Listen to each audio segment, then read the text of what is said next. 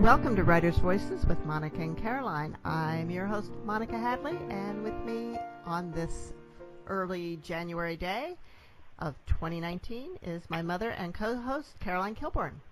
And it's a beautiful day in Iowa, and it's just fantastic. I know. I think we're having better weather here than perhaps our guest is. Well, we have really dodged right. several bullets. I know you're right. It's pretty Sunshine. dreary and rainy here. We've got that southern front that's moving through, but Sunday's going to be beautiful. So we'll keep our fingers crossed. Mom, why don't you introduce our guest today, our return guest? Okay, right. This is Dr. Bryan Robinson, and he is a licensed psychotherapist and professor emeritus at the University of North Carolina in Charlotte. He currently has a blog on Psychology Today called The Right Mindset. He has been interviewed by Forbes, the New York Times, and the Wall Street Journal, among countless other magazines. His prior books have been published into 13 different languages, including Arabic, Korean, French, Italian, and Japanese. I mean, and I can understand why, because this book is amazing. It really is. Okay. And the title of the book, the title of the book is #Chill. Turn off your job and turn on your life. So welcome back to Writer's Voices, Bryan. Thank you, Monica and Caroline. It's great to be here. One of the things I wanted to mention about the title is when it says turn off your job, that's not just for people who are gainfully employed. That's for people in retirement. It's for stay-at-home moms. It's for anybody who's doing whatever they're doing. So whatever your job is, this book's for everybody on how to slow down and take better care of yourself. Yeah, and that's and we can all use it, and that's the beauty of it. That's the beauty of this book. Absolutely. I know, but we think when we get to retirement, we're all just going to be so chill. But it seems, Mom, when you retired, you were busier than before. Well, just as busy, I guess. Yeah. I hear that all the time. People say, how did I do what I did when I was working? I'm so busy, I don't have time for anything anymore, which in a way is a good thing. But even in retirement, it's about slowing down and taking a breath and being in the moment. That's really what #Chill is about, is not being in the future and the past, but being in the most important thing is this moment right now. Mm-hmm. And when we talk about #Chill, I want to explain it because most of us think, we use the word I'm chilling, I'm kicking back watching the ball game with a beer, or I'm lying by the pool, in the sun. Those are great things to do. And that's one type of chilling, is relaxing, getting a massage, doing yoga, certainly meditation, which I hope we can talk about. But there's another aspect to it that a lot of people are not aware of, and that's when things don't go my way, being able to let that be okay instead of blowing my top. Mm-hmm. If someone pulls in front of me and I have to slam on the brakes, or if someone steps in front of me in line at the grocery store, or if my neighbor's weed eater is waking me up, or if my dog's barking, this is called life, and it's going to happen. It doesn't mean we're going to be glad, but, it's really about learning to stay on the launch pad and not reacting to every little thing that comes up. And all you have to do is turn on the news, and you see the reactions in our culture seem to be getting more and more extreme. So this is just about all of us taking a breath and being a little more forgiving of each other and of ourselves, so that we're not constantly in that state of frantic and panic. Right. Well, it kind of reminds me of a book some years ago, too, Don't Sweat the Small Stuff. Oh, yeah. This is I hadn't thought of that, but I love that book, and it was a big success. This is a little bit of an extension of that. There is this place inside, and here's where the difference comes in. There is actually a state of #Chill. There's a state of chill, and one of the ways to get there is through meditation. Another way to get there is prayer or contemplation on a regular basis. And what we know is people who have a regular practice of going inside, even if it's just 5 minutes a day, they learn to be in that state more often. In other words, the scientists call it the resilient zone. It's a place where we learn to be and not just do, but it's a place of being, so that when something happens, we're able to surmount it instead of react to it. Can I say a little bit more about reactivity? Oh, sure. You bet. Well, I want all the listeners to know that reactivity is normal. It's natural. Mother Nature wired us for reactivity. We have to have it so we can react if there's a fire or somebody's coming at us with a knife, or, if we're in a car wreck. It's for survival. But Mother Nature also says, okay, I've done my job. Now it's up to you to grow up. And a lot of us haven't grown up. I'm still trying to grow up. I'm working on it. I don't want it to sound like I've arrived somewhere. I haven't. I'm human, just like everybody listening. But the way to do that is to learn to find that sweet spot inside of us where we're calm more. If you think about a car, we need our brakes and we need our gas. If we were just driving the car 80 miles an hour and didn't have brakes, it would kill us, right? Mm-hmm. And when we think of ourselves as a vehicle that gets us from one place to the other, our bodies, we need brakes. And fewer people in this culture today, maybe worldwide, but certainly in the U.S., fewer people are putting on the brakes. We are rushing and hurrying, and we're frying ourselves, and we're burning out, and we're not taking time to breathe and take care of ourselves. And the self-care and self-compassion are some of the best medicine to help us be better people and be better parents and better spouses and just better friends. Right, because you're going to project that onto other people. Absolutely. And if I like myself, and if I take time to be with myself, I'm going to be more patient with other people. Mm-hmm. And certainly that is the secret right there, patience. Yeah, right. Yeah. The being. Brings balance to the doing. Yeah. And that's what the balance is all about. And you have to start with the letter C, with the calm, clarity, yep, so forth, yeah. Yeah, there's 8 of them. Mm-hmm. See if I can remember them all. Compassion, calm, clarity, confidence, courage. Right. What am I for? Creativity is one that comes. Curiosity is one, too. Oh, curiosity is the gateway. Thank you. Curiosity. If I snap at a colleague, I'm making this up. I don't know if I've ever snapped at a colleague. Maybe I have, but it doesn't matter. And then I go into my office and I think, you are a jerk for doing that. What I just did was added insult to injury. I'm making myself feel worse. But if I were to say, now, why did I do that? What is going on with me? And I'm curious, it's going to help me get to some resolution, some understanding of why did I just do that, and help me change. But the judgment of myself is only going to make me feel bad. It doesn't help me learn or understand myself. So curiosity, I'm so glad you remembered that. Curiosity is huge, so that we can be curious with ourselves. It's a more compassionate way of being, and certainly with other people. If somebody, let's say, does step in front of me. Actually, this happened the other day. I stepped in front of someone at the post office, had no clue, and he very politely said, "Oh, the line is here." And I said, "Well, thank you for telling me." He wasn't ugly or anything, but we want to be a little more kind and give each other more slack in the world. Most of us are doing the best we can. We're all humans with flaws, and there's a piece of me in everybody and a piece of everybody listening in me. And how many times have those listening stepped in front of somebody or made a mistake or forgotten or failed? We all have. So let's just give ourselves a break and be a little more forgiving of other people when they do things unwittingly that they don't mean to do.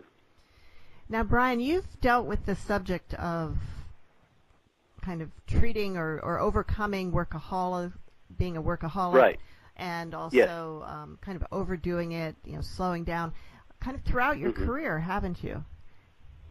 I have, and it's a personal communion between my personal life and my professional life, And it started quite some time ago. My other book, which is it's in the third edition, it's called Chained to the Desk, and it's more for workaholics. This book, although it's for anybody who's overworking, is really for anybody who's dealing with stress, burnout, the inability to relax. The book is really about being drawn instead of driven. So when I'm driven, I'm at the mercy of external circumstances, of deadlines or pressures. When I'm drawn, I'm in that sweet spot. I'm in that #chill place that we just mentioned with those C words, so that I'm coming from my center and I'm in charge. It's a whole different experience. But if I'm driven, I'm more stressed out. I'm more likely to burn out over time. So it's really about being more drawn and facing life's curveballs and obstacles, which are surely going to be there for everybody listening and for me. And it's how I approach and act instead of react to those unexpected scenarios. Now, Bryan, why did you decide to call this book #chill? Maybe not everyone is even familiar with the concept of hashtags. Most of us are, but some people might not be.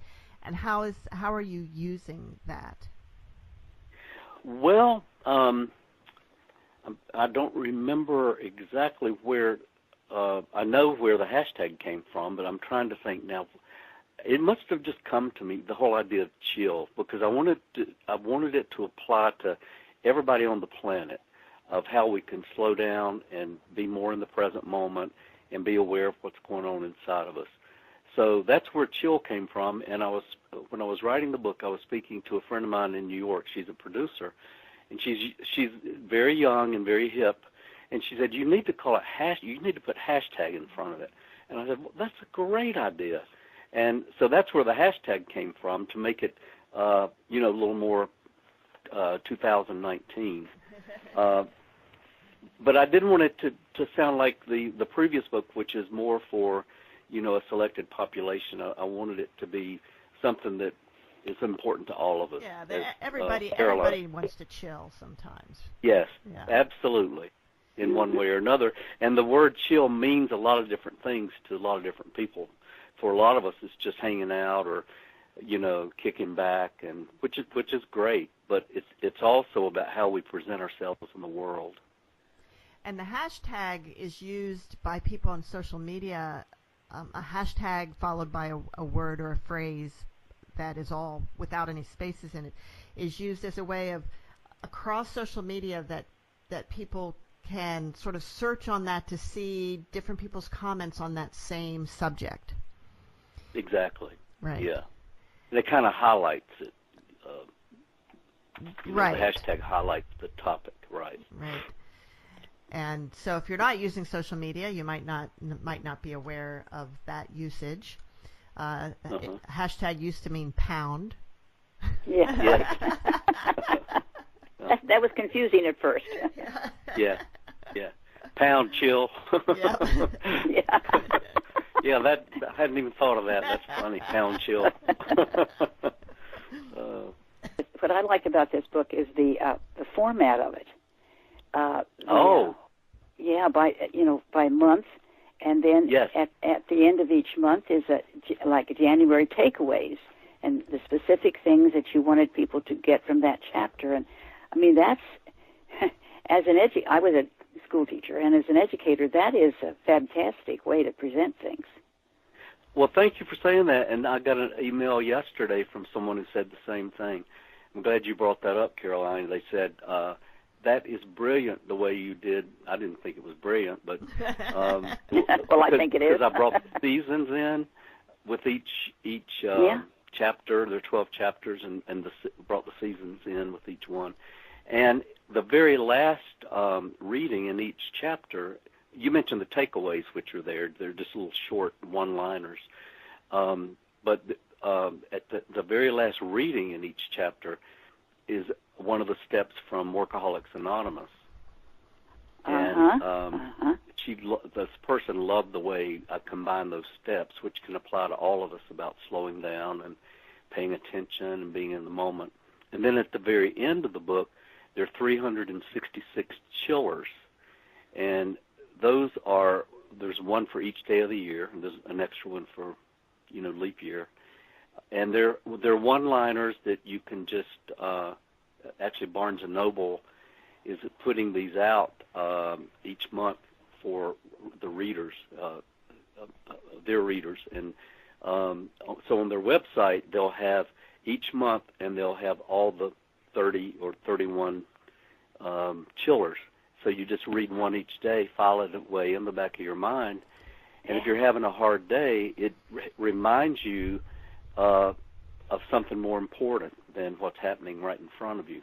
And that is, how are you taking care of yourself right now? Or it depends on what the chiller is. And maybe we could read, what is today's chiller? Do you have a copy of the book there?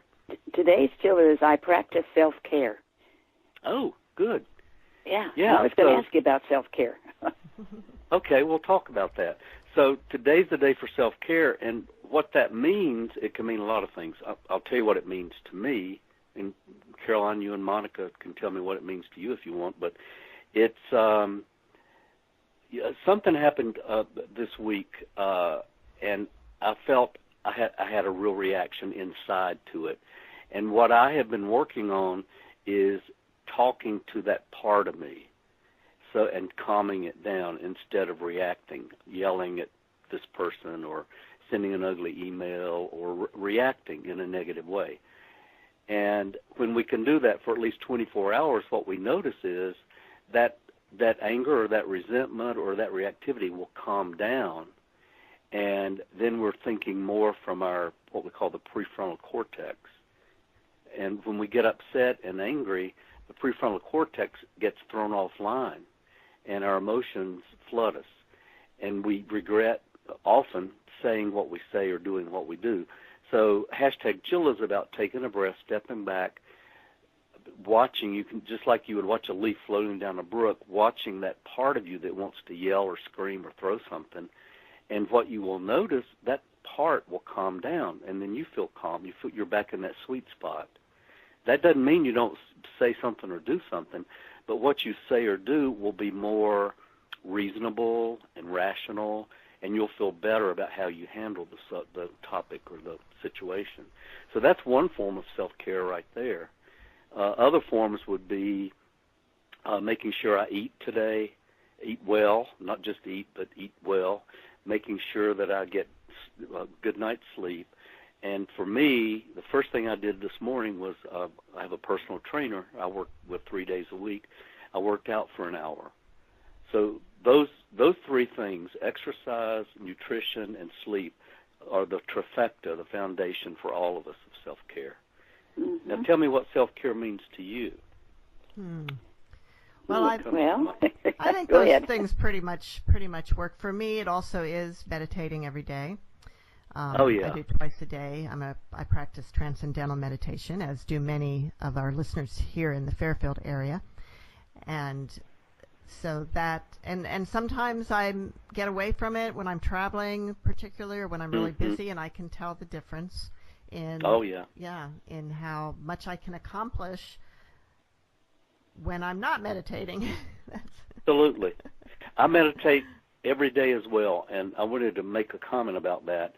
I have a private practice, and sometimes I'll recommend that somebody meditate because and I know it's great medicine, and it's free, and it's portable, and you don't have to take a pill. And no side effects. No side effects, and it can change your life.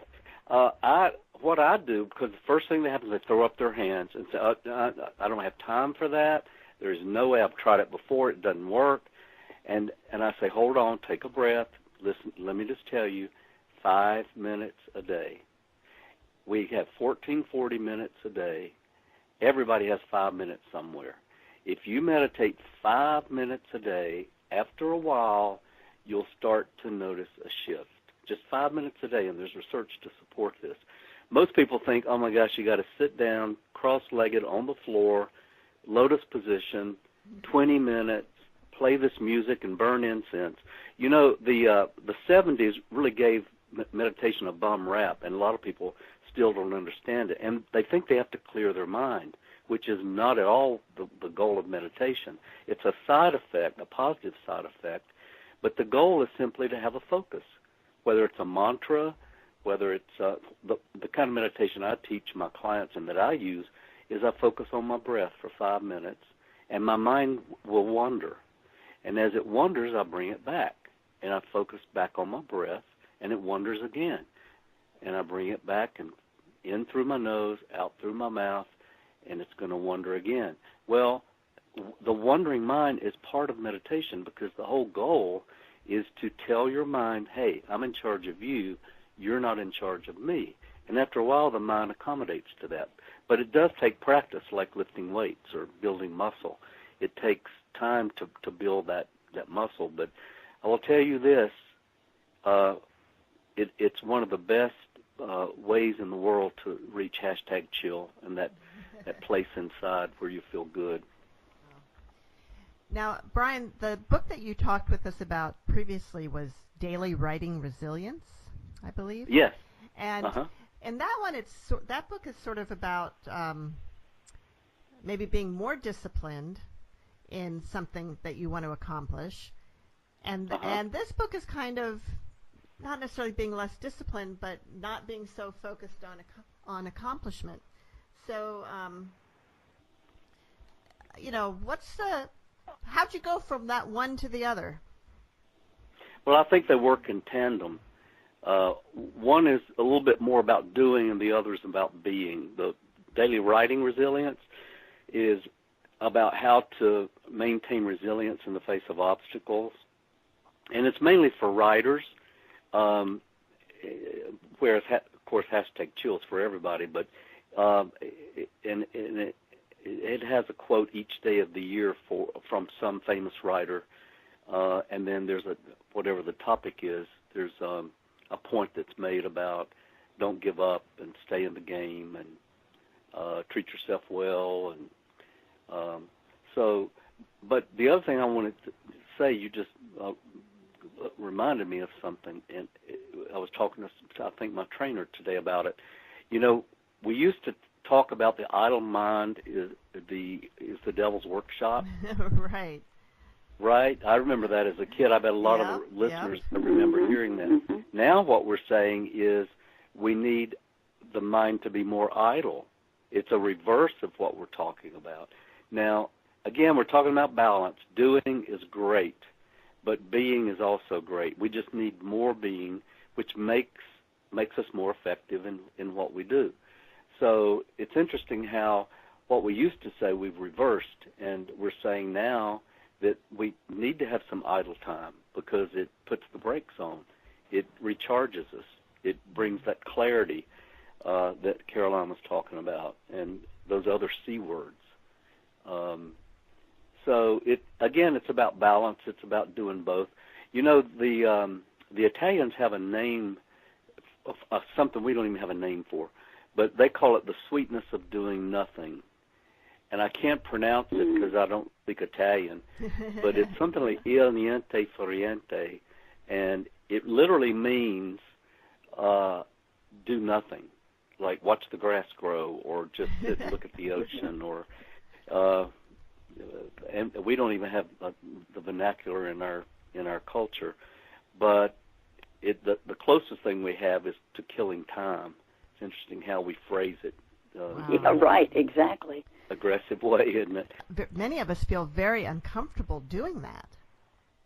Oh, doing yeah. Nothing. That's right. Because when we do it, we get antsy. Yes. Some of us do. I mean, yes. I remember back when I was in the throes of my work addiction, the idea of having a weekend with nothing to do was terrifying. And for a true workaholic, and even some people who are not workaholics, if they don't have a structure and know there's something that they have to do to keep their mind off facing something, it's very scary. And a lot of people will tell me, a lot of clients, in fact, that if they are just sitting, they can't just sit and do nothing. They can't do it. Well, of course they can.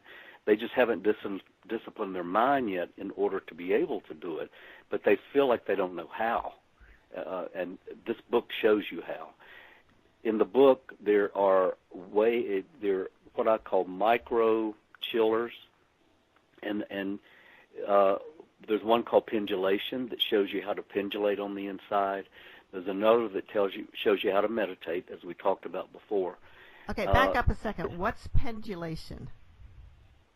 Well, pendulation is, let's say I have a headache from stress. Well, if I can go to another place in my body where I feel no pain and no stress, let's say my knee, then I focus for just a second or two on my knee. And I notice there's no tension there, and I'm sending this to the hard drive. I'm telling my brain, okay, there's no pain, there's no stress, there's no tension. My muscles are loose around my knee. And once I send that to the hard drive, then I go back to the headache, and I ask myself, now, how strong is the headache? And what you'll notice is the headache, the pain is reduced a little bit.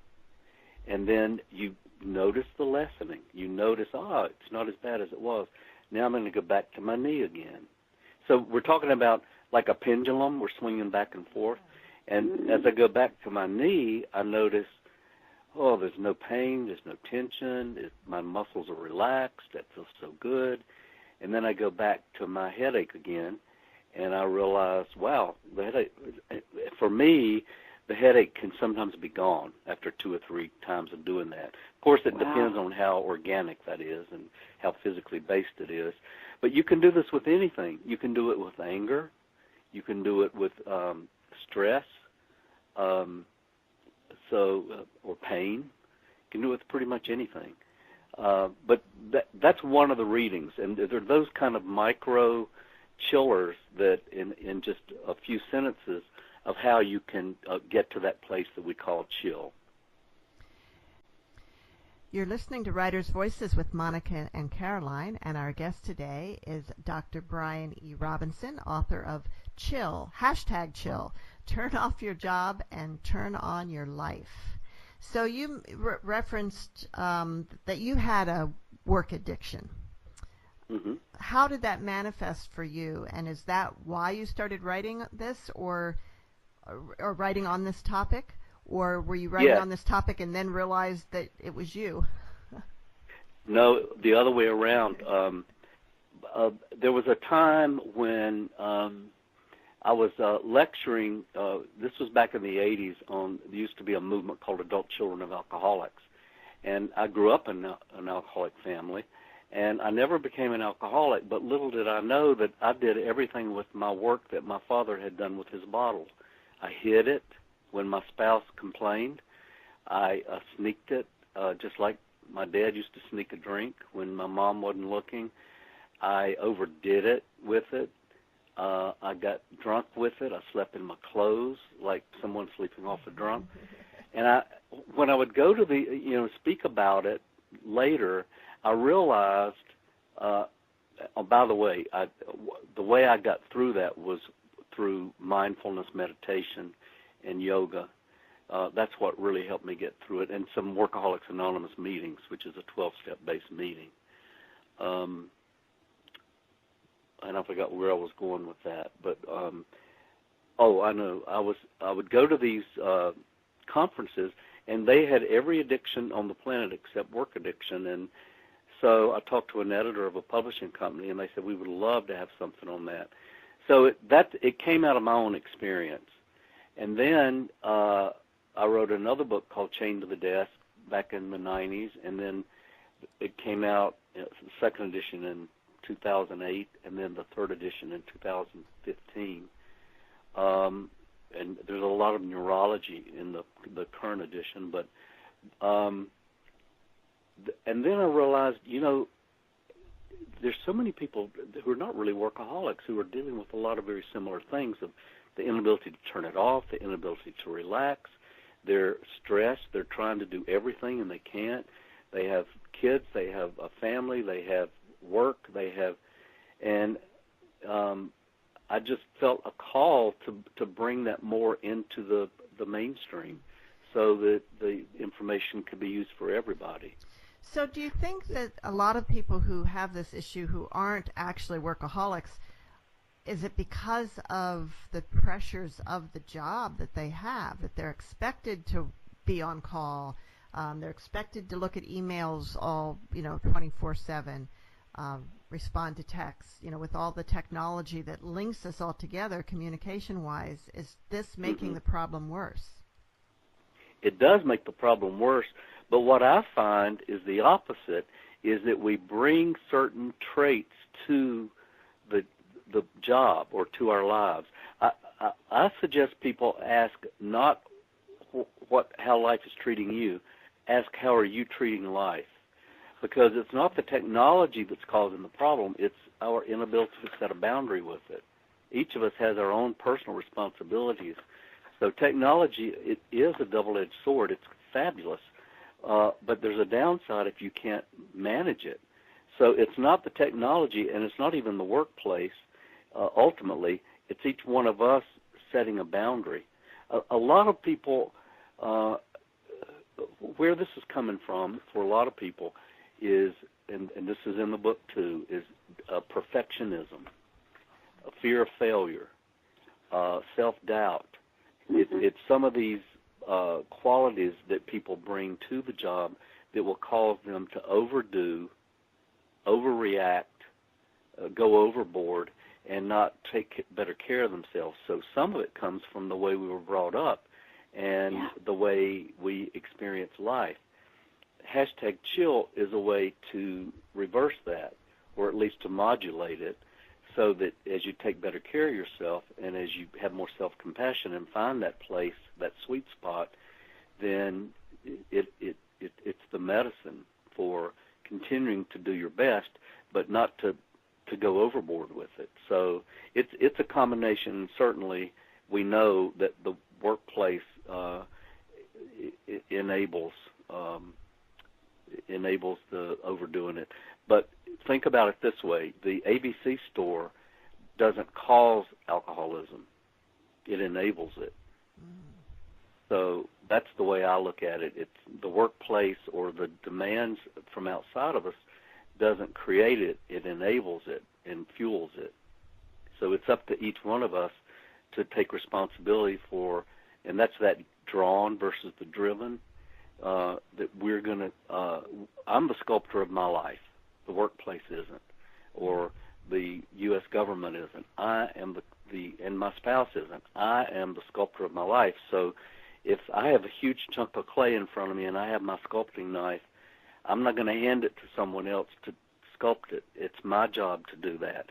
So I have to set boundaries, have a self-care plan, decide that I'm going to work out, I'm going to get good sleep, I'm going to eat well, I'm going to talk to myself in a positive way, which is also a big part of #chill, how we treat ourselves on the inside, and changing that, it changes our life when we become more compassionate with ourselves and love ourselves more, put that oxygen mask on ourselves first, then on the people we love.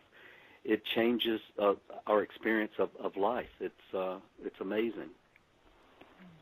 Have you ever heard of the vagus nerve? Yes. Yeah, and belly breathing? Yes. I have a friend who's going through some difficulties, and I encouraged him to belly breathe. I said, you'd be amazed how that calms you down, because it calms all of your organs. Yeah. You know what? It's amazing. That's one of those chillers, micro chillers, because it's portable, it's easy, it's available to you, it's quick. The deep breathing, absolutely, that's a good example. There's another one called HALT, HALT, that I write about, and that's hungry, angry, lonely, and tired. What many of us do, we don't stop and take a breath and even notice. We can be hungry, angry, or tired, and we keep on plugging away, and things get worse and worse and worse. So the HALT is a reminder to step back just for a minute and ask yourself, am I hungry? Am I angry? Am I lonely? Am I tired? And if so, then take the steps to do something about it. Go eat something. Have a snack. Call a friend if you're lonely. If you're tired, make sure you get some rest. If you're angry, deal with that anger part of you. It's not who you are. It's an aspect of you. And so there are those kinds of little micro chillers throughout the book.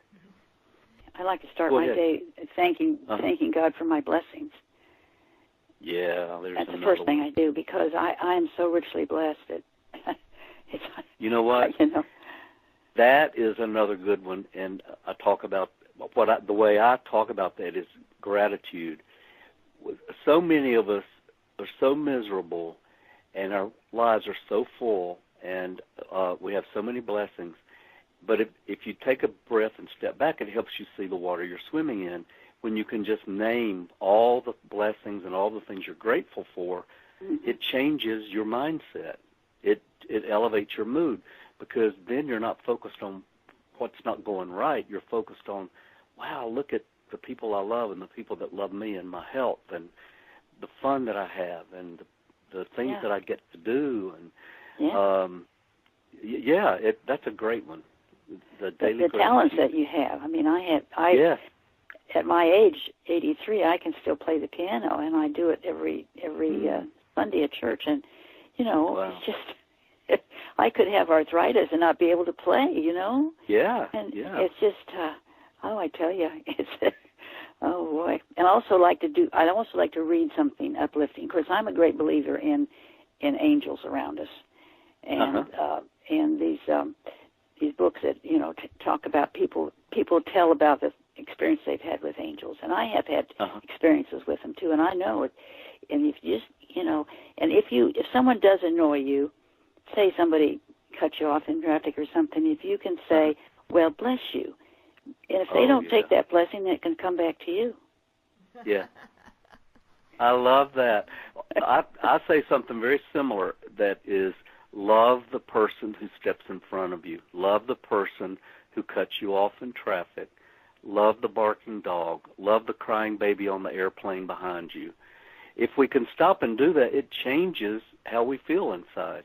It's very similar to what you're saying.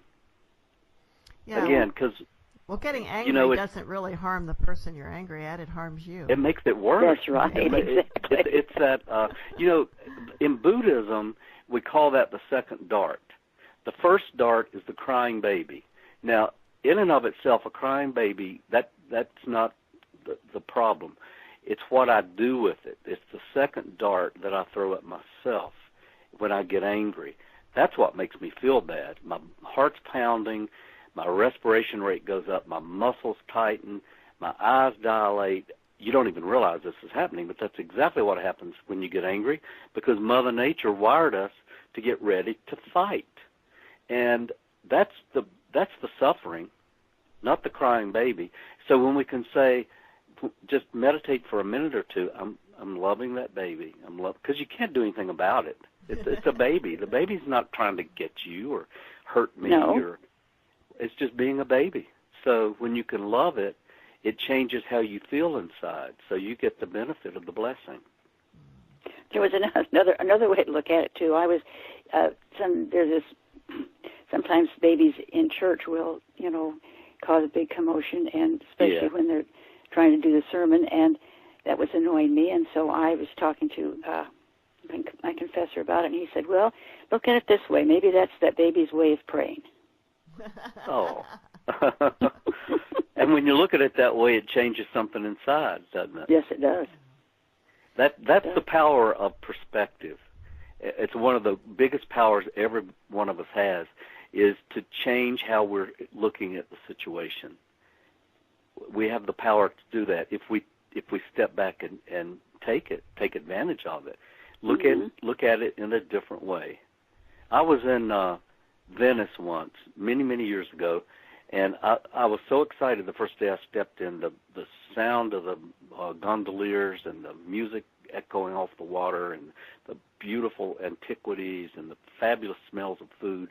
Well, by the end of the week, it was dusty, and I was tired of the food, and I had a real negative view of Venice. And then I asked myself, "No, wait a minute, what changed here?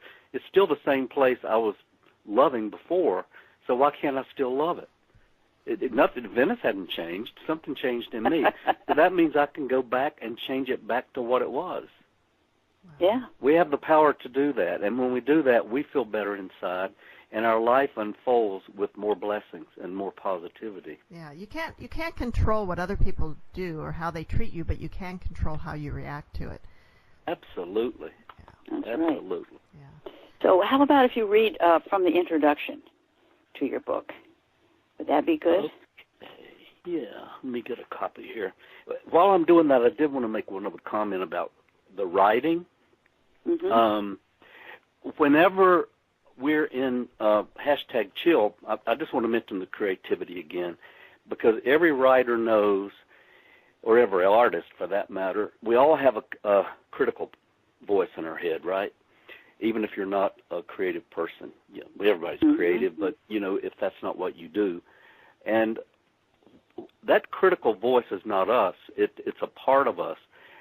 But it will take over sometimes. And when we can not blend with it or not let it take over, it makes room for that sweet spot where we have the creativity. I talk about this in Daily Writing Resilience, that to access creativity, you just let that, you get the critic to relax, and you don't fight it, you don't steamroll over it, you just connect with it on the inside and just acknowledge it and let it be there, but you don't let it blend with you. It's just inside you somewhere. And when you do that, it'll relax and your creativity will come out automatically. I just wanted to mention that.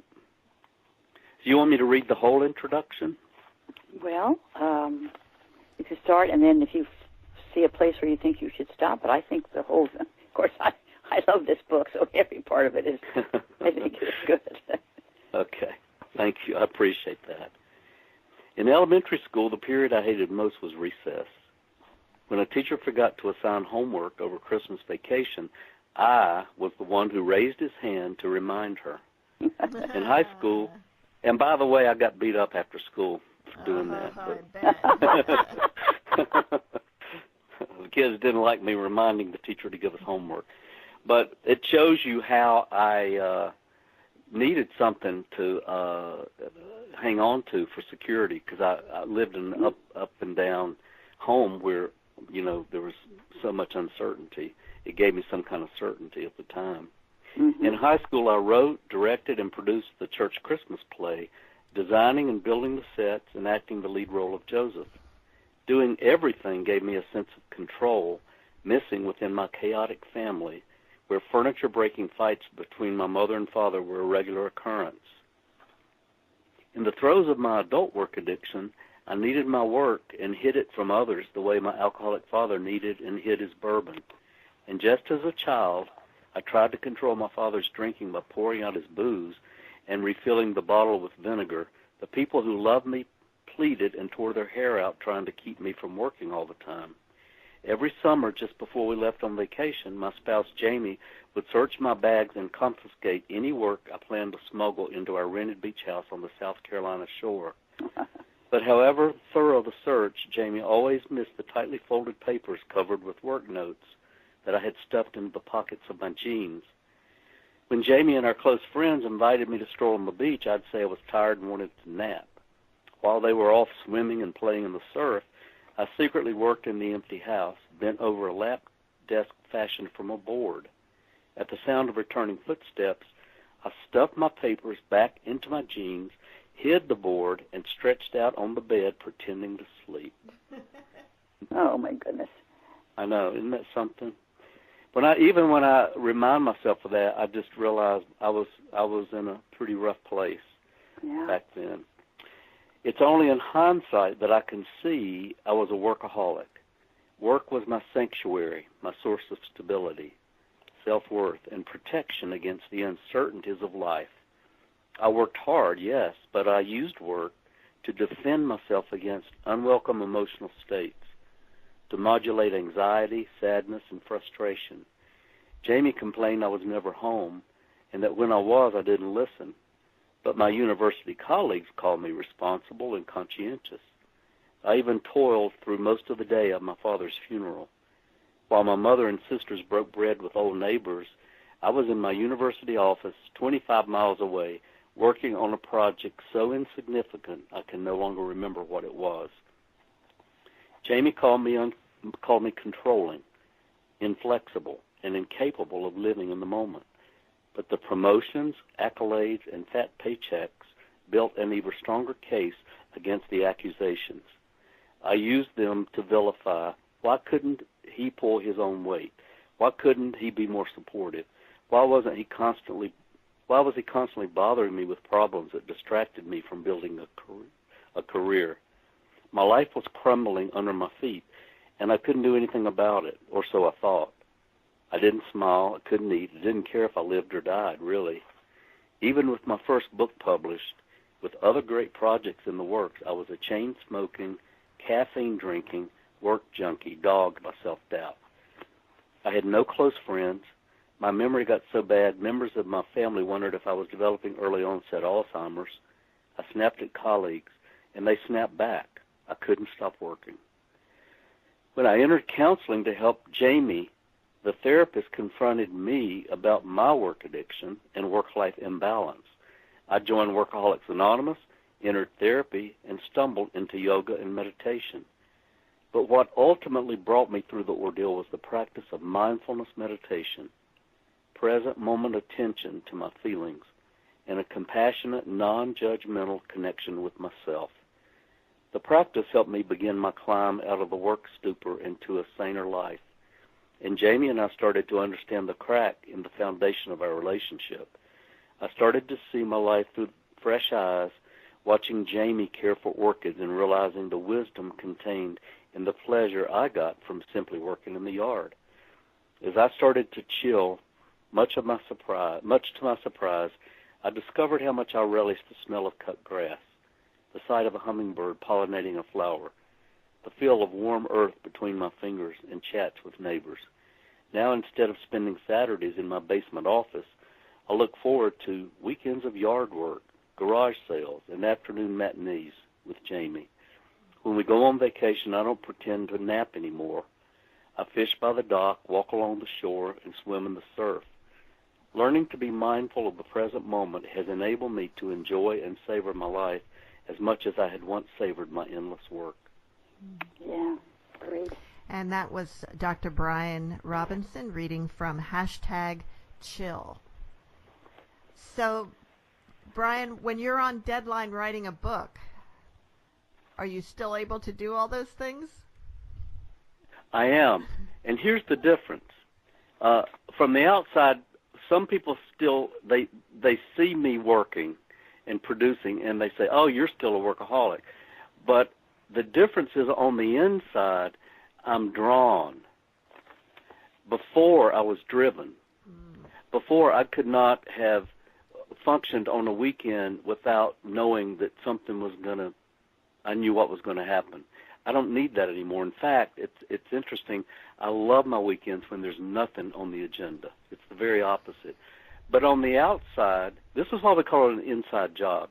On the outside, I still produce. I still, I go to my job. I love my work. I love my writing.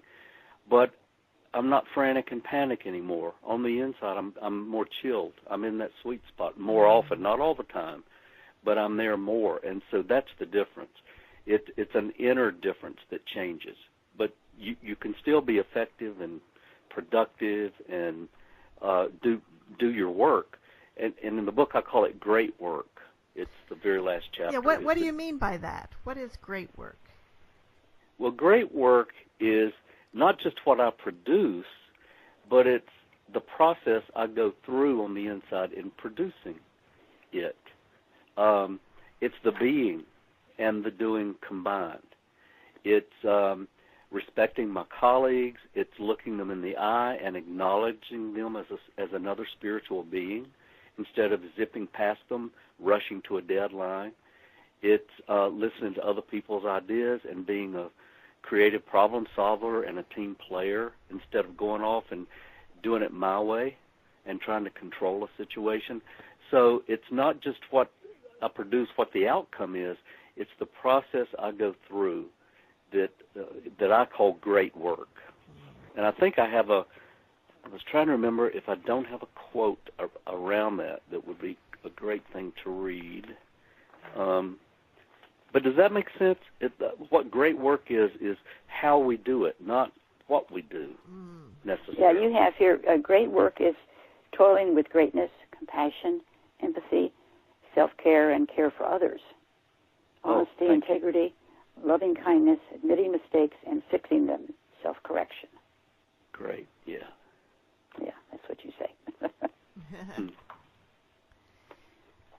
So, how long did you spend working on this book, and what is your writing process like? Because you're also have teaching and private practice at the same time. Is that true?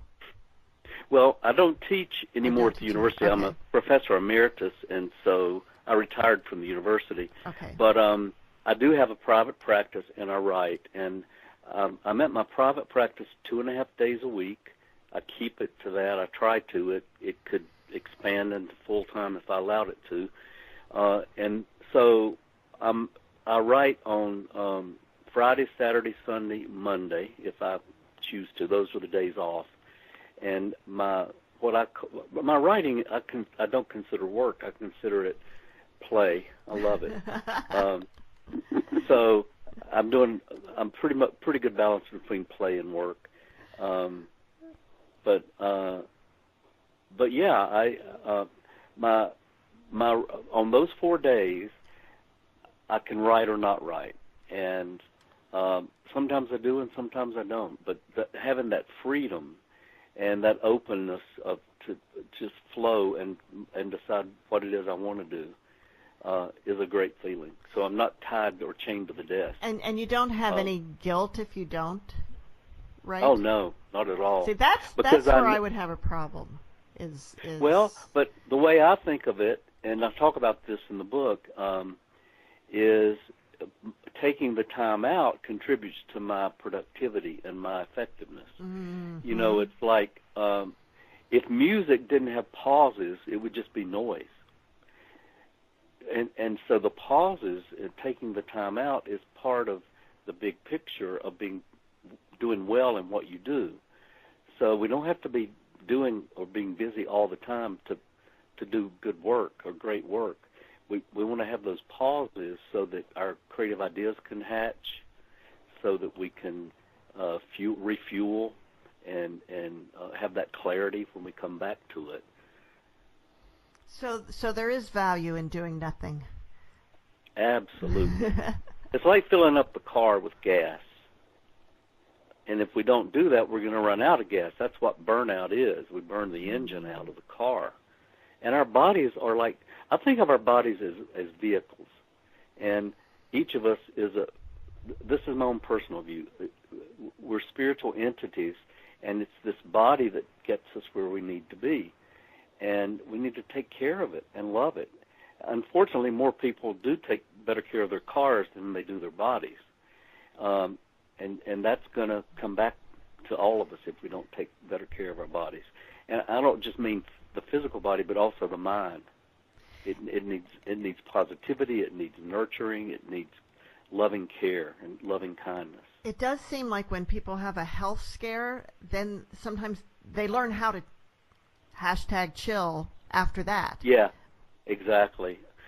And sometimes it takes that, we call it a bottom, before people wake up. And that's unfortunate because sometimes it's too late if there's an illness. So it's important to don't wait until, you're driven into the ground to do it. Do it now. And the research that's coming out now, it's just amazing to me. This whole idea of multitasking, there are 2 or 3 studies that had just come out from different universities showing it's not what it's cracked up to be, that we're actually more effective if we do one thing at a time, not 4 or 5 things, because, there are reasons for it I won't go into. And a lot of the research that's coming out is supporting this idea of taking time out or having an idle mind is not the devil's workshop. It's the angel's workshop, if it's anything at all, because it gives us loving kindness and, again, refuels us and recharges our batteries. so that the vehicles that we're moving around in can think better, have more clarity, have more compassion. I think the original saying was the idle hands or the devil's workshop. Was that? Yeah, it might have been. It might have been, and it's interesting because some people do use like knitting or crocheting or something to keep their hands busy, but allow their minds to wander. And so you kind of get the best of both worlds there, where you're doing something productive, but your mind is free. Yeah. Yeah. I've never knitted, but I hear that it's very comforting. That people who do that find it very comforting. It's not like they're not paying attention or listening. It's just that the keeping their hands busy gives them some kind of centering or comfort. Right. I find that in things like the what? They're creating something too. They're creating. Yeah. They're in that. Maybe they're in that sweet spot. I find that with pulling weeds. Something as mundane. Too. Yeah. It's very meditative. Yes, it can be. Yeah. In fact, years ago, I remember having experienced. Do you have Creeping Charlie where you are? Oh yes. Yeah. So it's a vining weed. It's very small. If it were hard to grow, we would think it was pretty, but because it goes everywhere, we think it's a weed. And I remember I'm pulling it out, and I'm just sort of in a meditative state, and it feels like the weed is jumping into my hands. Oh, that's great. Yeah. Like it just wants to. It knows it doesn't belong there, and it's cooperating with me to come out. Well, that sounds like a flow. Like you're in flow with what the weed is feeling, and the weed is feeling you. It was an that's awesome nice. Experience.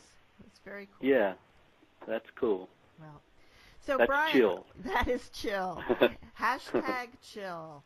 How to? Let me get the subtitle right. Hashtag chill, turn off your job and turn on your life by Dr. Bryan E. Robinson. And we're about out of time. So. Well, I've loved being with you and having this conversation. Both of you really have a lot of great ideas, and I love hearing what you had to say and what you had to offer as well. Wow. Well, it's been our pleasure. Where can we Can find I your mention book? my website? Yes, please do. If folks want to know more about me and some of the work I'm doing, my website is www.bryanrobinsonbooks.com, and that's BRYAN, BryanRobinsonBooks.com. And I write as you mentioned earlier, a blog for Psychology Today, and the blogs are on there about how some of them are how to slow down and how to take care of yourself, and information about the book is on there, and it has a lot of other resources that you can use to balance out your life. Oh, and there's a test. It's the hashtag chill test. You can actually go on and take the test, and it will automatically score it and give you an electronic score. Oh, cool. Tell you where you fall. So tell you how chill you are. Exactly. All right. How chill are you? Yeah. Well, thanks, Bryan. And, Mom, do you have some closing words for us today? Well, I do. It's actually a quote from his book. Ask not what your life can do for you. Ask what you can do for your life. Thank you, and see you all next week on Writers' Voices.